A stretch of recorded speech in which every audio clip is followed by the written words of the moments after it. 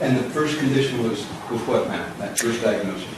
Post-traumatic stress disorder, or what for short we call it PTSD. Okay. And the second one? The second one is what we call other specified depressive disorder. Okay. And the third one?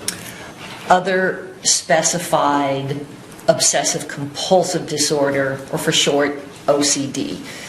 Okay. We'll talk a little bit and go back and cover PTSD, now that we know the three. PTSD,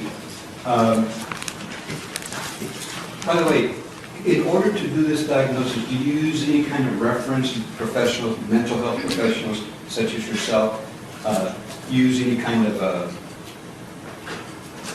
reference? Well, we use, in order to render a diagnosis, mental health clinicians use a diagnostic manual. It's called the DSM, which stands for Diagnostic and Statistical Manual of Mental Disorders.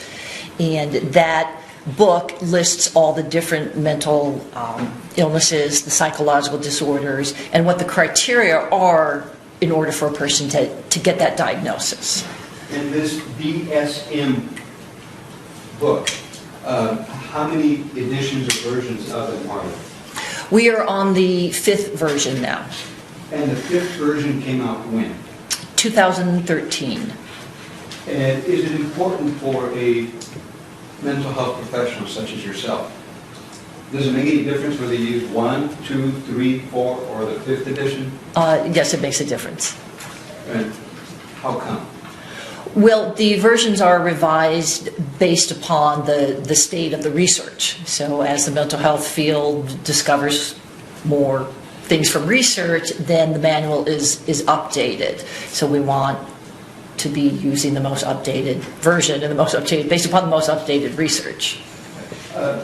If I were to ask you the standard of care for a mental health professional, is it to use the latest, current, or outdated DSM? It would be to use the current, the DSM-5. Now, going back to the first diagnosis, PTSD now, you said something about there's a criteria in order to reach that diagnosis. Is that true? That's true. And how many criteria are there then? There are 5 basic criterion.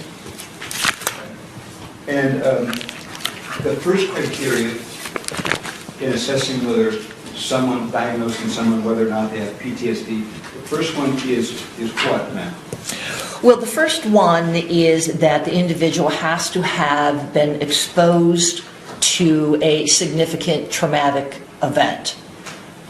Either be the victim of or have witnessed some type of traumatic event.